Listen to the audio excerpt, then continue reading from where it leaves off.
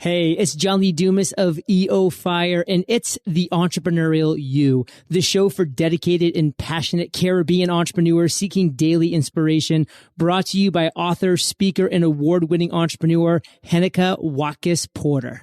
You must be prepared to ignite.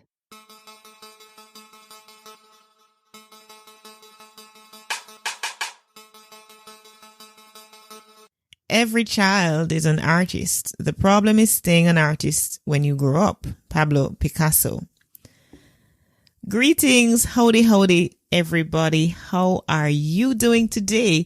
It is episode 110 of the Entrepreneurial You podcast. I'm Heneka Watkis-Porter. Today's episode is with James Taylor. James started his career managing high-profile rock stars and is now an in-demand keynote speaker and internationally recognized leader in business, creativity, and innovation.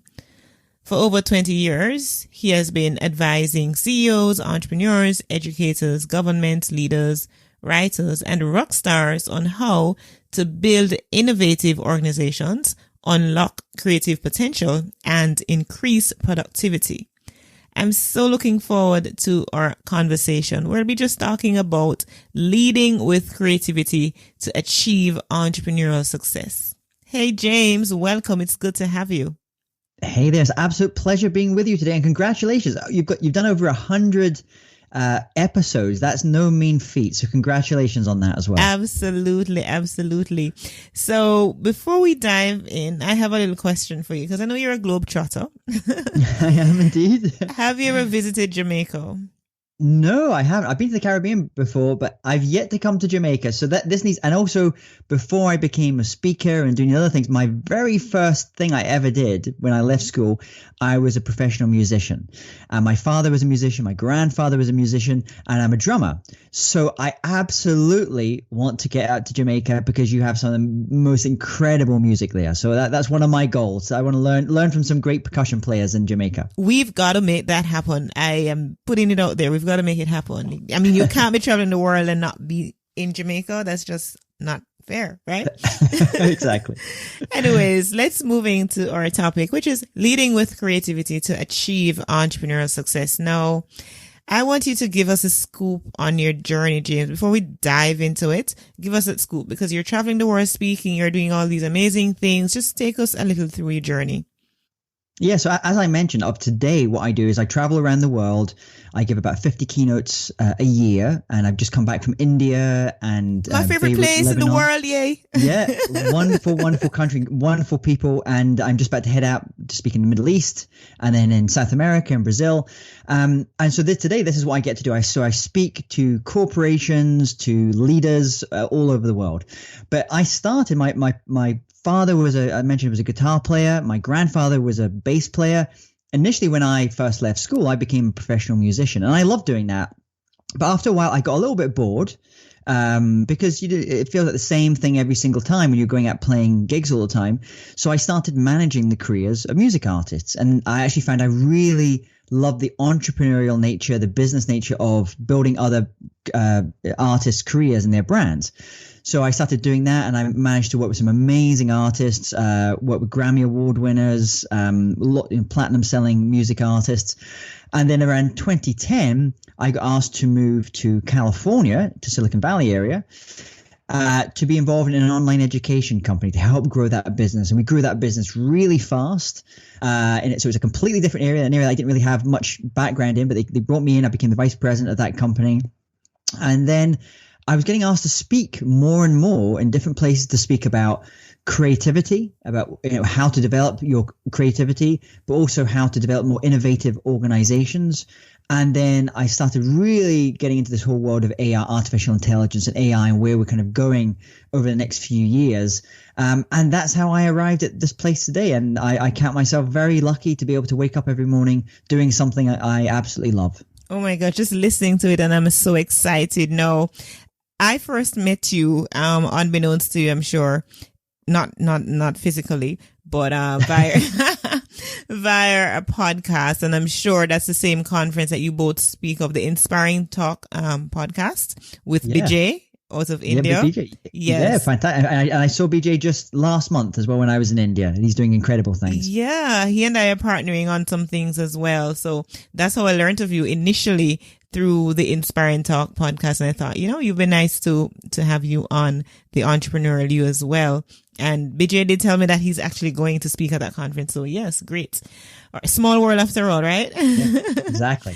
All right. So is creativity a team sport or an individual game? See, I believe that creativity is collaborative. Creativity is a team sport. I think in our culture, we often, like when I was in the music industry, the media would portray the person with the microphone in their hand on stage or the guitar player as the creative one.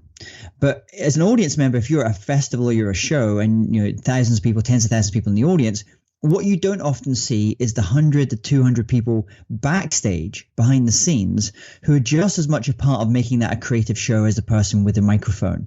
But what's happened over the years is, because just in our culture, we love this idea of the lone creative genius with the microphone in their hand, or the CEO on the front cover of the magazine.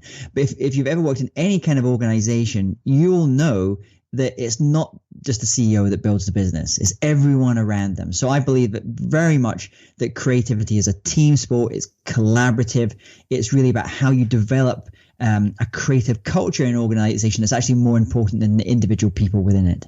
Mm-hmm. So it takes a village.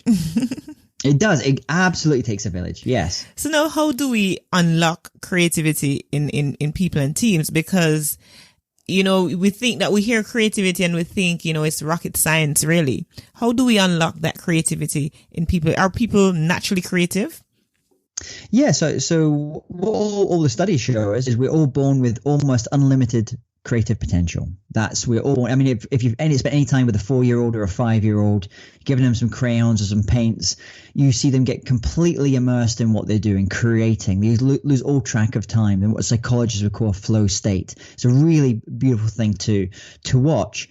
But then often what happens is we go to school and we go to university and into business, and that kind of gets knocked out of us, that creativity. In fact, in America, it's called the fourth grade slump, where you actually see kids' creativity levels start to decline. Because what happens at those ages is you start to get taught these are the conventions, these are the rules, these are the ways to do things. And that's important. You need to know what the rules are.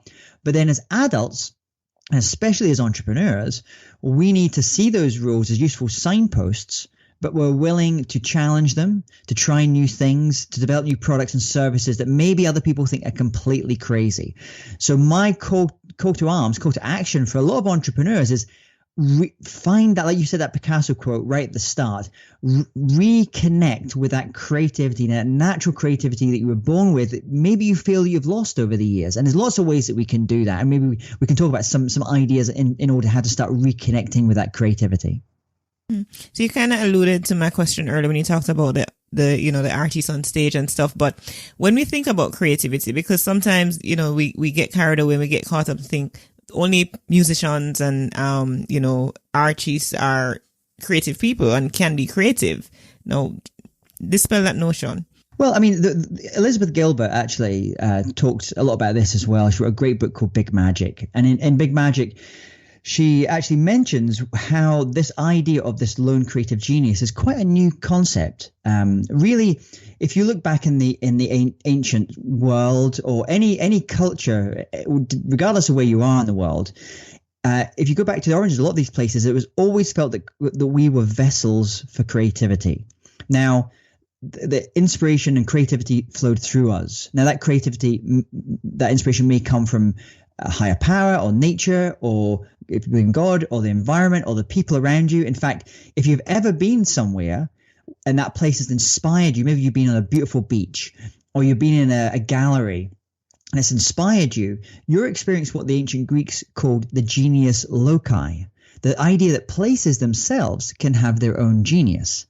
So if you start to think about it as that way, what happens if you think about yourself as a vessel for creativity and creative genius, rather than I am, the individual is the creative genius, then it does a number of really interesting things. First of all, if something doesn't go right, it's not all of your fault, because it's complicated. There's lots of different factors at play.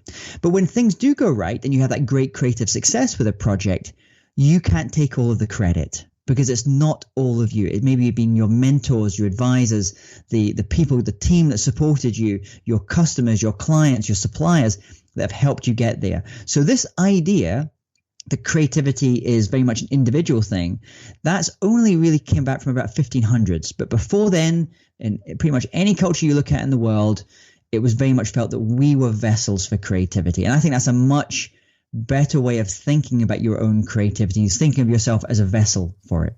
Mm-hmm. And so, we know that the environment is important. Now, what kind of an environment do you think most facilitates the creativity, in both individually and when we're collaborating as a team? So in terms of the physical environment, there's a number of things there. Actually, it's interesting. They did a big study at University of British Columbia and also University of Berlin. And they looked at the effect of colors on creativity.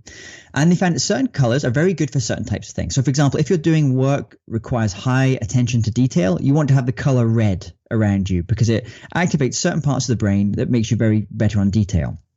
However, if you're looking to, in that stage of the creative process where you're looking to generate ideas and open your mind up a little bit more, it's actually been found that the best colors to have around you are the colors blue and really the color green. That green that you have when you're out in nature, when you have, the trees and the plants and things, that color green has a special effect on activating a part of our brain to generate ideas. So the first thing I would ask is, are you getting out in nature? Are you out walking around in that color green? It's one of the reasons why so many people get some of their best ideas when out just walking in a park, walking in nature, walking on the beach, when those kind of colors are around them. That's the first part. That's the physical environment, I guess. The second part is the team context. So there's a number of things that you can do here.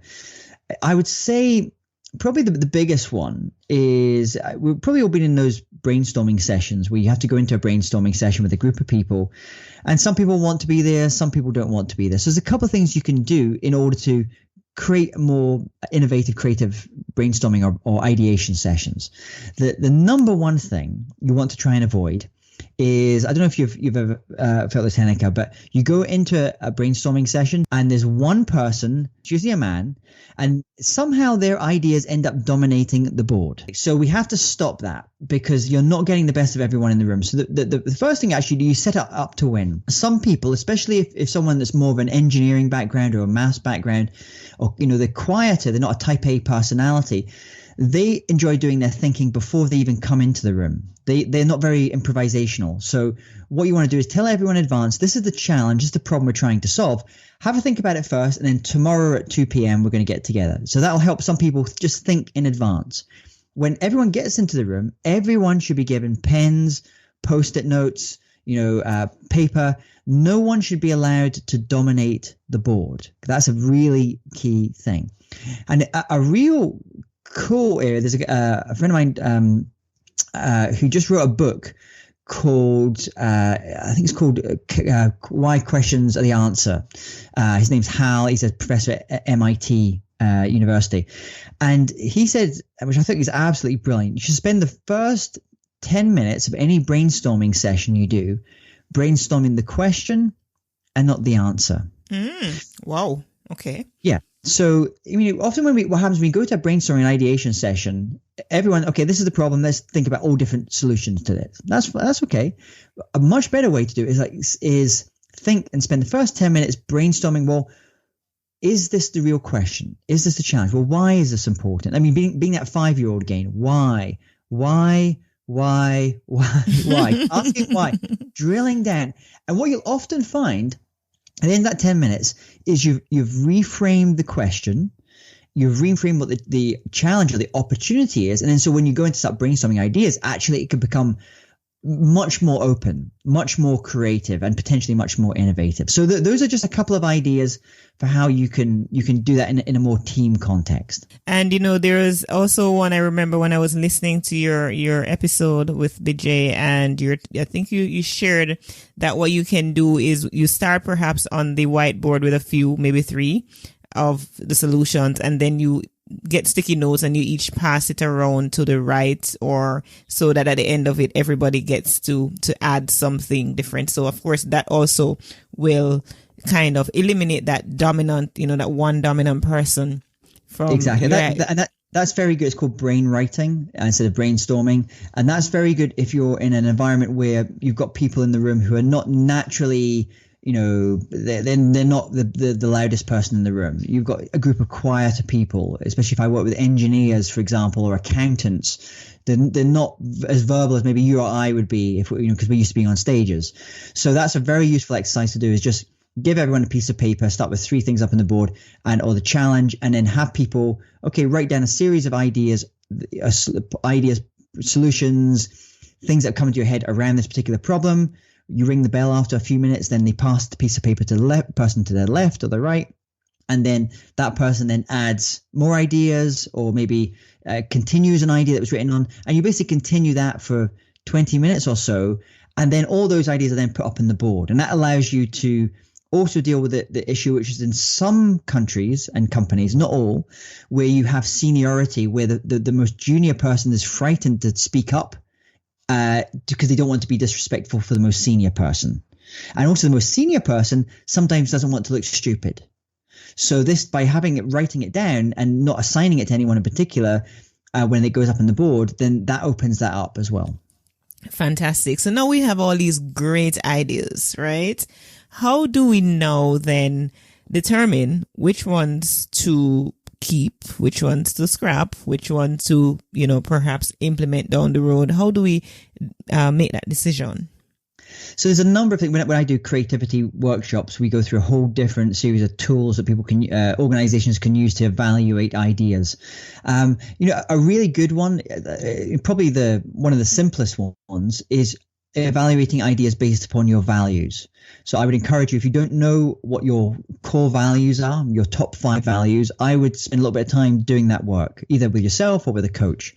And then what you want to do, let's say if you have your top 5 values, you want to think, well, what is the order of those values? What is my most important value, the second most important, third most important, and so on? Because sometimes what happens is when you're trying to evaluate, let's say, I can go, and the other day I got asked to go and speak at 2 different events on the same day. And I was trying to say, well, which one do I want to accept? Which of these offers do I want to accept? And it required me to go back to my values. And even though this one job had the opportunity to hit really one of those values, which is it paid very, very well, there was the other one which paid slightly less but offered me more opportunities for learning and growth, was the one I ended up going for, because learning and growth is my most important value. So I think everyone has to find for themselves what their values are and what the rankings are for those. And then all you have to do is you look at these options and say, which of these most aligns with my values and what I'm trying to do in my mission in the world? That's the simplest way that you can evaluate ideas. And I guess that's why it's very important to make sure that our team members are in alignment to our vision or mission statements and so on. Because at the end of the day, it all boils down to the vision, the why. Why are we doing what we're doing in the first place? So it's interesting to note that I had someone came on the show once, and we talked about, creative ideas and getting and brainstorming in the boardroom and stuff. But sometimes beyond the boardroom, after apparently the excitement wanes and the novelty leaves, then implementation is a problem. How do we maintain that level of excitement and euphoria to go into implementation stage, and it's not just ideas that we've come up with a great set of ideas? Yeah. So I think you have to, there's lots of different ways you can do it. Often it depends on the size of the organization or the size of the team. If you're just a solopreneur, then you have the most flexibility in how you do that. The downside is it can become overwhelming very quickly because you have everything to do. If you have a smaller team, then I think it's often about figuring out timelines in which you do things. So, for example, initially when I used to start working with our team, we have a small team of 5 people. And the goals we used to set we just set basically big annual goals. These are the big things we want to do in a year. But then it felt like there wasn't really push on it. So, okay, maybe what we need to do is we need to shorten it to every 3 months. We need to have 3 monthly goals. These are the projects we're going to work on in the next 3 months. But even then, it didn't feel quite as strong.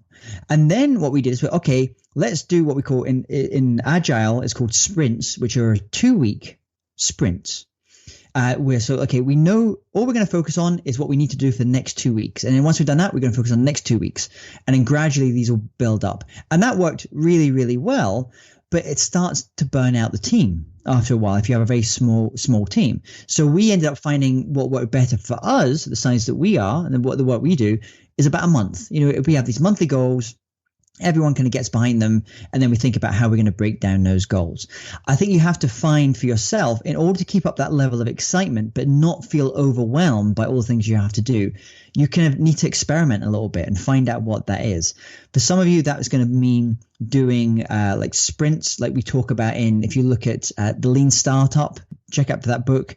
That's got a great example of doing sprints, which is working in 2-week frameworks. 2-week sprints on things. You will achieve a lot, and just experiment. Try that. So let's say you've got this idea, this project. Okay, let's break it down into 2-week chunks. What do we need to do in this 2 weeks, then the next 2 weeks, next 2 weeks, and then just really get laser focused on what you're doing in those 2 weeks and the objectives for then. If that feels too much, so you feel like you're feeling too overwhelmed or whatever, extend it out. Try a month. Maybe it's better for you to be thinking and breaking things down in terms of a month. And then another very useful book, if you're thinking in terms of months or working in quarters, is a great book called Measure What Matters. And it talks about what's called OKRs, Objectives and Key Results. And this is how Google works. This is how Intuit works. Even U2, the band U2, has OKRs in the band. So everyone in the band and all the crew and everyone knows their OKRs. They know this is the key objectives for this quarter or this month. And here are the key results that each of us, so you have as a group, as a whole, these are the key results we're going to achieve. And then what does that mean to me? What are the key results that I need to deliver over the next 4 weeks? And that's another way of breaking it down. Absolutely. And one of my favorite tools, which I normally go like for 100 days, which I use John Lee Dumas's Master Journal. Yeah, and that's great. That for me has been because as a creative person, I guess all of us as humans, we struggle with focus from time to time. And so for me to really focus, that was really great. That tool really helped me in narrowing, focus, discipline, so that I can be productive. Yeah. And I'm going to say, but all of those are obviously goal orientated ways of looking at work. You don't have to do that. There is a completely different view of the world and a different way of doing things, which can work equally well. And you have to find out if it works for you, which says, rather than focusing on goals, I'm going to focus on process, which says, let's say, I'll use losing weight. Rather than say, I want to lose so many pounds this month, you would say, every day I am going to do something active. Every day I'm going to go out for a walk. Every day I'm going to go for a run. Every day I'm going to do yoga. And so what you focus is more on the process rather than the outcomes. But the outcomes will often that will just happen just by sheer value of you doing the outcomes. So let's say for me as a speaker, if it was a speaker that was doing that, they would say, okay, every day I'm going to pitch myself to a conference. That's it. So by the end of the month, you'll have pitched 30 conferences on yourself. And it's not a big goal. It's not you saying, by the end of the month, I want to have booked 4 speaking gigs. But if you do your job right, and if you pitch the right kind of conferences in the right kind of way that have budgets, then a certain percentage of them will convert. And then it's just thinking about, what does that daily amount need to be? Maybe I need to be contacting 5 conferences or companies a day. And I'm not going to get too focused on the end outcome. I'm going to get really focused on the process of just doing that every day if I just focus on doing that. Absolutely. And that makes sense. Whatever works for you, my friend, my peak performers, do that. Yeah. James, oh my gosh, I have been inspired by you. Each time I listen, I really do get inspiration. I know my peak performers have been inspired as well. So I want to ask you at this point to kind of give us some closing thoughts, and then you can just go into your virtual summit and how our community might be in touch with you. So go right ahead. Sure. So we often hear this thing about mission statements. Like everyone should have a mission statement in life. So I'm going to challenge everyone that's listening to this just now. Something I heard Ed Catmull, who's a founder of Pixar, who made like Toy Story, these great animations. He said, instead of having mission statements, how about we have mission questions? So think about, could you turn that mission statement that you have into maybe a series of 2 or 3 questions? So rather than saying, I'm going to be the number one in XYZ niche in my area, instead turn these into questions. What could I do today that could help me become number one? What could I do to provide the most value to my audience? You turn something from mission statements into mission questions, it suddenly becomes a lot more freeing and opens yourself up to more creative ideas. That's the first thing. That's my thing I'm going to leave everyone with just now. If people want to learn more about me, they can go to jamestaylor.me. But we actually I know we have got a special thing here for all of your listeners. I know a lot of people are really interested about doing the kind of work I do, which is going on the world, traveling around the world, speaking on a topic that they're passionate about and getting paid to do it, which is really fun. So if they go to internationalspeakerssummit.com, and I'm sure we'll have a link here, then you can get a free pass to be able to learn from myself and 120 of the world's best professional speakers. And you can learn about how they build their business, how they get booked to speak on stages, how they raise their fees, how they find speaker bureaus to work with. Absolutely. I'm sure we're all going to want to check that out. Thank you so much, James. I really appreciate you coming on. I've been speaking my peak performers with James Taylor. Again, James, thank you. My absolute pleasure. And I wish everyone a wonderfully creative life. Thank you for tuning in to this episode with James Taylor. I look forward to connecting with you next week. Until next time, I want you to visit HenekaWatkis-Porter.com and see which of my programs will serve you best as your inspirational leader. I have several resources that you can leverage to level up. Of course, there's an online podcasting workshop. There's also resources from John Lee Dumas, the Master Journal, the Freedom Journal, Podcasters Paradise, all those resources. And of course, if you're in Jamaica, there is LeaderCast Kingston that is just around the corner. It's happening May 10 at the Knutsford Court Hotel. So I want you, if you want to know how to lead healthy teams this year, that is the focus for LeaderCast, leading healthy teams. So come on over, become aware of how it is that you can leverage that conference, the largest one-day leadership event in the world, to be a better leader, to have organizational success. Of course, there's a 20% discount going on right now. So when you visit HenekaWatkis-Porter.com/leadercast-Kingston, you will find all the details that you need to make that decision. Again, 20% discount. So go right ahead or in over. Remember, you were born to win, but to be a winner, you must plan to win, prepare to win, and expect to win. Walk good.